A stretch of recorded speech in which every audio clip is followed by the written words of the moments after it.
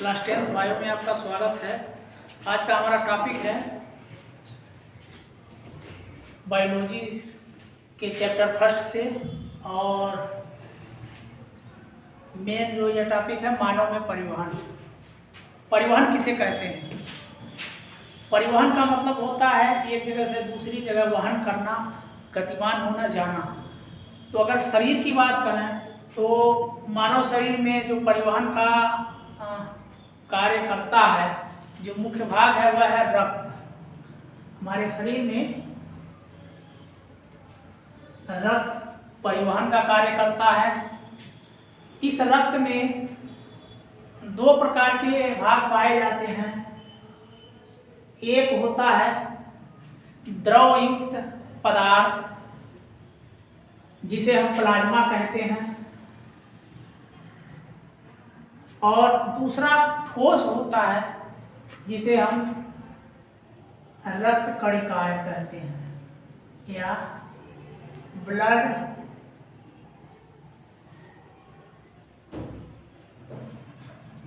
Granules कहते हैं।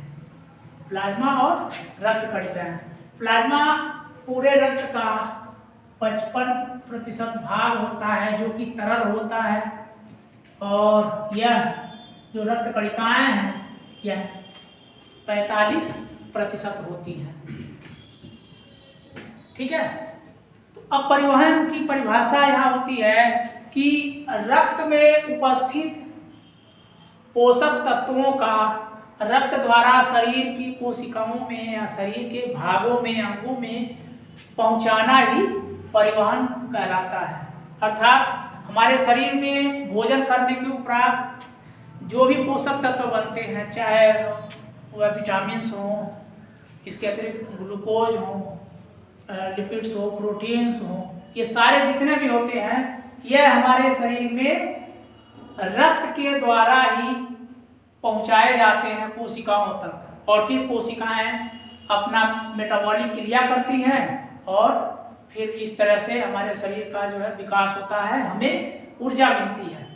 तो जो रक्त होती है इसमें एक होता है प्लाज्मा, दूसरी होती है रक्त कणिकाएं। प्लाज्मा जो होती है तरल होती है, यह द्रव एक प्रकार की होती है जिसमें 90 से 92% तक जल होता है। ठीक है। इसके अतिरिक्त इसमें कुछ प्रोटीन होते हैं, कुछ लिपिड होंगे और विटामिन वगैरह, ये सारे जो होते हैं यह होते हैं। यह जो होता है यह कलरलेस होता है। कलरलेस यानी रंगहीन होता है। रक्त कणिकाएं जो होती हैं वो 3 प्रकार की होती हैं रक्त कणिकाएं, जिसमें एक है आरबीसी, जिसे इरिथ्रोसाइट कहते हैं। दूसरी है डब्ल्यूबीसी, जिसे ल्यूकोसाइट कहते हैं, और थर्ड है आपका प्लेटलेट्स, जिसे थ्रोम्बोसाइट कहते हैं। ठीक है। तो 3 होते हैं, RBC red blood corpus plus, WBC white blood corpus plus, platelets इसको जो है पट्टिकाण कहते हैं। इनका जो नेम है, मेडिकली नेम है इरिथ्रोसाइट, ल्यूकोसाइट और थ्रोम्बोसाइट। और यह होता है लाल रक्त कणिका, यह होती है सफेद रक्त कणिका, और यह होती है प्लेटलेट्स या पट्टिका। ठीक है। तो आरबीसी जो होती है इसमें हीमोग्लोबिन पाया जाता है, जिसके कारण ये लाल होती हैं। इसके अतिरिक्त इसमें फाइब्रिनोजन और हिपैरिन, ये 2 प्रकार के प्रोटीन पाए जाते हैं। फाइब्रिनोजन जो होता है वो हमें जब चोट लगता है तो कट्टे वाले स्थान पर ये पपड़ी बना लेती है, अर्थात ये थक्का बन जाता है, जिससे रक्त हमारे शरीर से बाहर नहीं निकलता है। जो हिपैरिन होता है यह ऐसा प्रोटीन है जो हमारे शरीर में रक्त को जमने नहीं देता है, या इस शरीर में रक्त को जमने से रोकता है। ठीक है, हमारे शरीर में रक्त को जमने से रोकता है। तो इस तरह से यह रक्त में आरबीसी में यह चीज पाए जाते हैं, इसका रंग लाल होता है। दूसरा है ल्यूकोसाइट। तो ल्यूकोसाइट जो होता है यह डब्ल्यूबीसी है, सफेद कणिकाएं हैं, यह रंगहीन होता है और यह हमारे शरीर में रोगों से हमको बचाता है। तो जो डब्ल्यूबीसी होती है इसे कहते हैं प्रतिरक्षात्मक कणिकाएं या कोशिकाएं। ठीक है ना, डब्ल्यूबीसी जो होती हैं वो प्रतिरक्षात्मक कणिकाएं होती हैं, ये हमारे शरीर को रोगों से बचाती हैं। और यह जो होती हैं 3 प्रकार की होती हैं। इसमें जो पहला है डब्ल्यूबीसी पहले 2 प्रकार की होती हैं। एक होती है ए ग्रेन्युलोसाइट,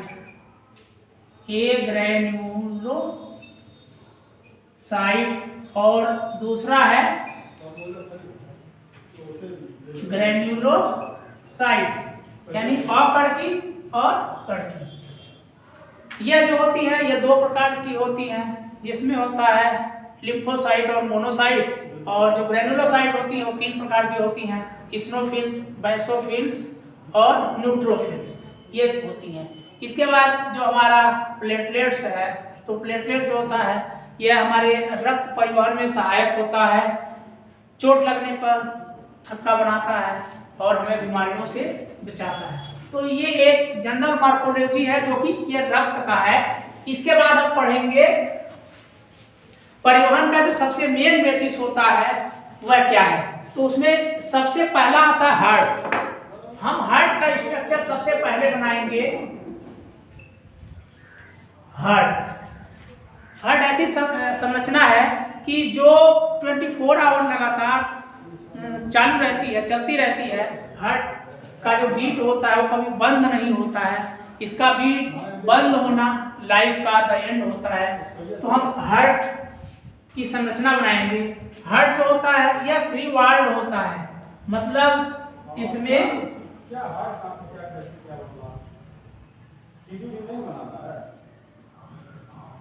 हार्ट में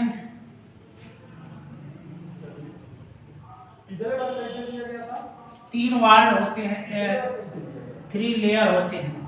अब इस 3 लेयर में आप देखेंगे जो सबसे जो बाहर का लेयर होता है यह होता है, इसको हम कहते हैं पेरिकार्डियम। इसके बाद जो दूसरा आता है इसके अंदर यह होता है मायोकार्डियम। सबसे बाहर पेरिकार्डियम, उसके अंदर वाली जो लेयर होती है मायोकार्डियम, और जो इनर लेयर होती है उसे हम कहते हैं एंडोकार्डियम। ठीक है, तो ये 3 लेयर होते हैं। इसके बाद यहाँ पर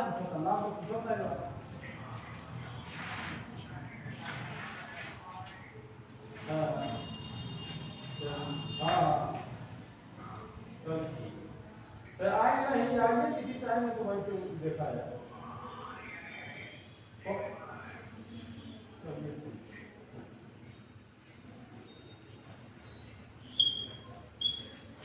यह जो इसकी स्ट्रक्चर होती है इसमें धमनी और शिराएं जुड़ी होती हैं। ऊपर की तरफ इससे महाधमनी जुड़ी होती है और यहाँ पर इसमें इस तरह से एक वाल होती है। यह वाल जो होती है हार्ट को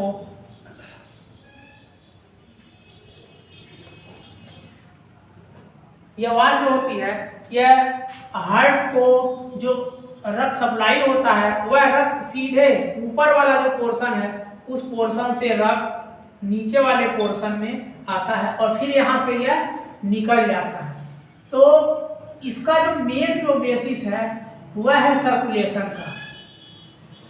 इसका जो मेन बेसिस है वह सर्कुलेशन का है और सर्कुलेशन में ही जितने भी पोषक तत्व होते हैं वो हमारे शरीर की कोशिकाओं में पहुंचते हैं। अब हार्ट की बात करें तो इसमें आपको 4 चैम्बर दिखेंगे, 2 ऊपर के और 2 नीचे के। ऊपर वाले जो दोनों चैम्बर हैं इनको हम आलिंद कहते हैं या एट्रियम कहते हैं। इसको यह इस साइड का जो है यह बायां आलिंद है, लेफ्ट साइड का। हमारे हाथ से लिखते समय जो हमारे दाहिने हाथ की तरफ पड़ेगा वो बायां होगा और जो बाएं हाथ की तरफ पड़ेगा वो दायां होगा। तो जो इसका ऊपरी चैम्बर होता है वह आलिंद कहलाता है और जो नीचे वाला चैम्बर है वो नीला कहलाता है। तो लेफ्ट साइड का होता है बायां नीला, ठीक है। इसी तरह से दाएं साइड में चलते हैं तो दायां नीला और दायां आलिंद, ठीक है, दायां आलिंद। इसमें जो हम ये नली दिख रहे हैं इसमें 2 प्रकार के सिरे निकले होते हैं, एक ऊपर की तरफ गया है और दूसरा नीचे की तरफ आया है। यह सम्मिलित रूप से इसको हम वेना कैवा कहते हैं, जिसमें जो ऊपर वाला जो पोर्शन है इसको हम कहेंगे सुपीरियर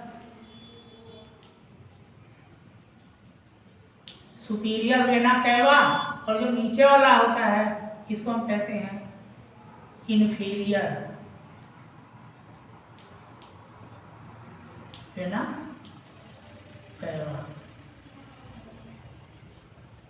ठीक है, इन्फीरियर वेना कैवा। यानी यह ऊपरी भागों को रक्त सप्लाई करती है और यह निचले भागों को रक्त सप्लाई करती है।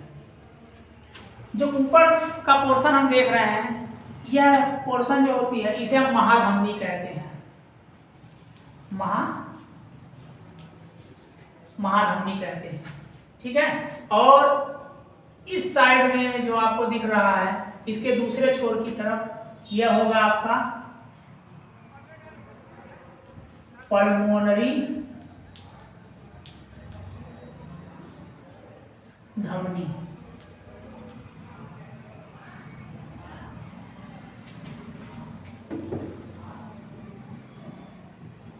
ठीक है।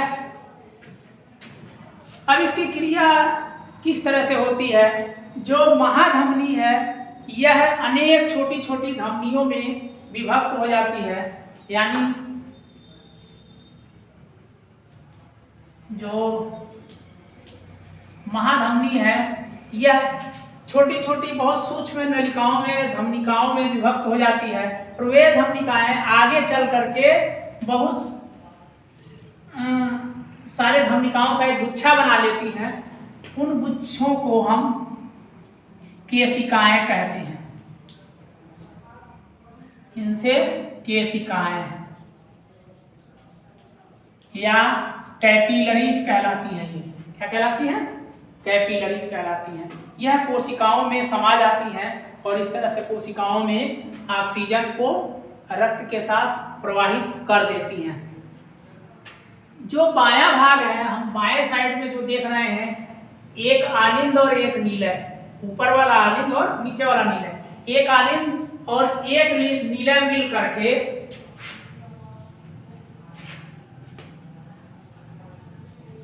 बायां आलिंद प्लस बायां नीला, बायां आलिंद और बायां नीला मिल करके यह एक भाग बनाते हैं जिसमें ऑक्सीजन युक्त रक्त होता है, तो इसको कहते हैं ऑक्सीजनित रक्त। और दायां आलिंद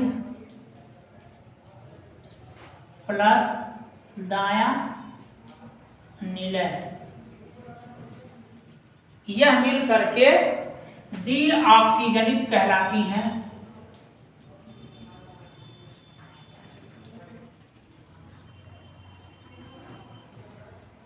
डी ऑक्सीजनित रक्त कहलाती है। इसमें क्या होता है कि O2 होता है और इसमें CO2 होता है। ठीक है, मतलब बाएं साइड में ऑक्सीजन होता है और दाहिने साइड में कार्बन डाइऑक्साइड होता है जो कि रक्त में मिला हुआ होता है। इसके बाद इसके बीच में हम देख रहे हैं एक हमें झिल्ली दिखाई दे रही है, एक दीवार दिखाई दे रही है। यह जो दीवार होती है यह ऑक्सीजन वाले रक्त और कार्बन डाइऑक्साइड वाले दोनों रक्त को अलग करती है, तो इसे विभाजिका कहते हैं, या इसका नाम जो होता है वह सेप्टम, इसे हम सेप्टम या विभाजिका इसलिए कहते हैं क्योंकि यह ऑक्सीजन वाले रक्त और कार्बन डाइऑक्साइड वाले रक्त को मिलने नहीं देती है, अर्थात विभाजित करके रखती है, बांट के रखती है, अलग अलग रखती है, इसीलिए इसे हम विभाजिका कहते हैं। ठीक है, तो ये पूरा का पूरा संरचना है। हार्ट में 2 आलिंद 2 निलय होते हैं। इस तरह से कुल मिला के 4 चैम्बर होते हैं। हृदय की जो पेशियां होती हैं वह 3 लेयर की बनी होती हैं। सबसे बाहर पेरिकार्डियम, बीच वाला मायोकार्डियम और अंदर वाला एंडोकार्डियम होता है। ठीक है, बाएं भाग में ऑक्सीजन युक्त रक्त होता है जिसे ऑक्सीजनित या ऑक्सीजनेटेड कहते हैं। दाएं भाग में कार्बन डाइऑक्साइड वाला रक्त होता है जिसे डीऑक्सीजनित या डीऑक्सीजनेटेड ब्लड कहते हैं। ठीक है, यह पूरी की पूरी जो है यह हृदय की संरचना है। इसके बाद हम अब आएंगे इसकी क्रियाविधि कैसे होती है। इसकी जो पूरी क्रियाविधि है वो क्रियाविधि किस तरह से होती है तो हम देख लेते हैं।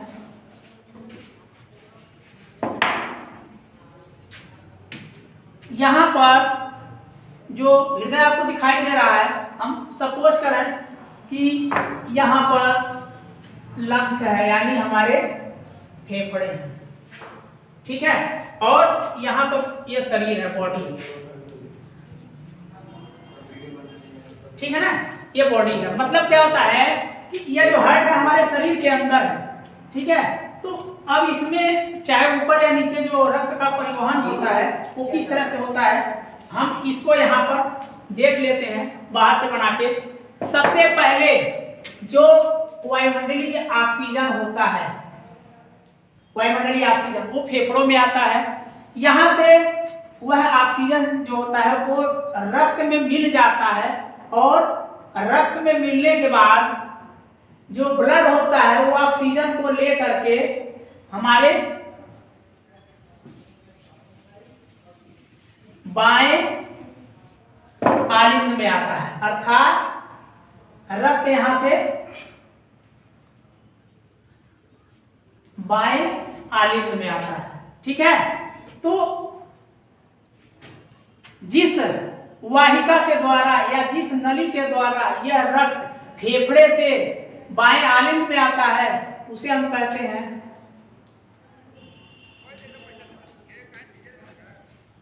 पल्मोनरी शिरा। आप शिराओं के बारे में एक चीज ध्यान रखेंगे कि शिराएं वे होती हैं जो शरीर से वापस रक्त को हृदय में लाती है। तो यह चूंकि रक्त हमारे हृदय में वापस आ रहा है यानी हमारे हृदय में प्रवेश कर रहा है, तो इसीलिए इसे हम कहेंगे पल्मोनरी शिरा। अब यह जो रक्त है वो बाएं आलिंद में गया, बाएं आलिंद से इस कैविटी को पार करते हुए बाएं नीले में गया और बाएं नीले से फिर यह क्या होगा, यहाँ पर भी एक इस तरह से अवरोधक होता है जो इस तरह जुड़ा होता है, जो हटता है तो रक्त चला जाता है, फिर ये जुड़ जाता है। तो यहाँ से रक्त आया नीले में और फिर यहाँ से निकल गया। इस तरह से ये निकलते निकलते ये शरीर हृदय से बाहर निकलता है और जाता कहाँ है, हमारे शरीर में। ठीक है, तो हृदय से यह जिस नलिका के द्वारा निकलता है वो आपको पता है कि यह महाधमनी है। क्या है, महाधमनी है। और यह जो महाधमनी होती है यह आगे जाकर के बहुत सारी धमनियों में विभक्त हो जाती है। ये धमनियां जो होती हैं वो कैपिलरीज बना लेती हैं और शरीर की कोशिकाओं में पहुंच जाती हैं। तो मतलब ये हुआ कि यह क्या है, यह O2 युक्त रक्त है। यह क्या है, O2 युक्त रक्त है जो ब्लड सर्कुलेट करके हमारे शरीर की कोशिकाओं में पहुंच गया। अब यह जब कोशिकाओं में पहुंच जाता है तो फिर उसमें मेटाबॉलिक क्रिया होती है और जो O2 होता है वह CO2 में परिवर्तित हो जाता है, CO2 में परिवर्तित हो जाता है।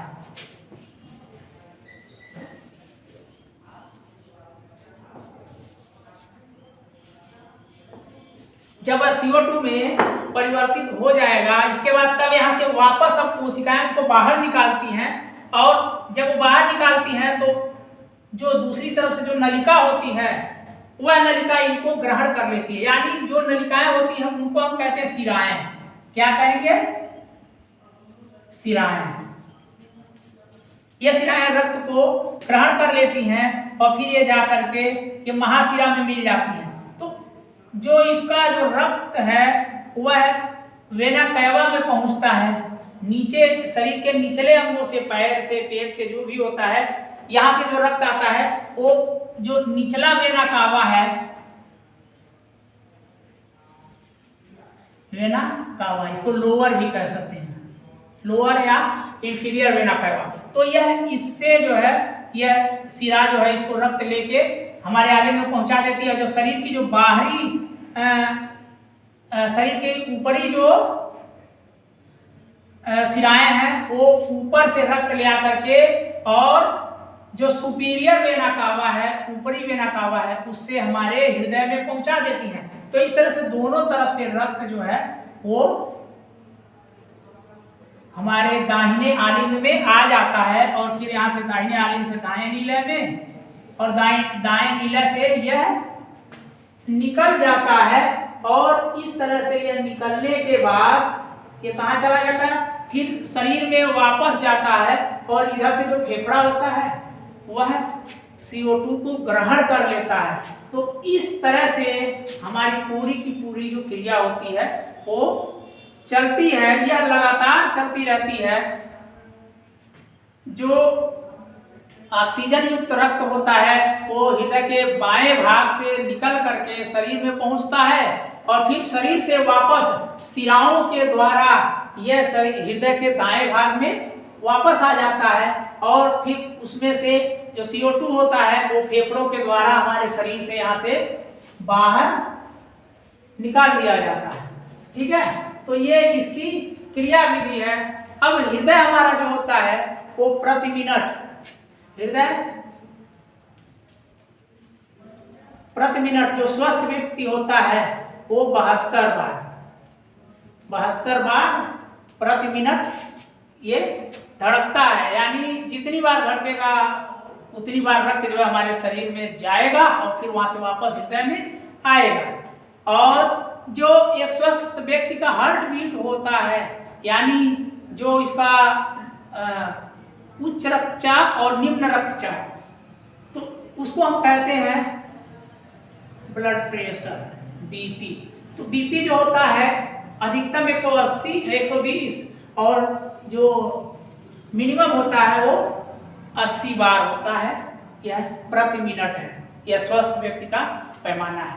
अब जो हृदय के बीट को जो सुनने वाली जो मशीन होती है, जो उपकरण होता है, उसको हम कहते हैं स्टेथोस्कोप। और जो दूसरी होती है जो कि इनकी काउंटिंग करती है, जो कि ब्लड प्रेशर को मापती है, उसको हम कहते हैं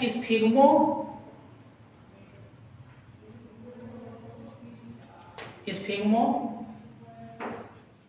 मैनोमीटर।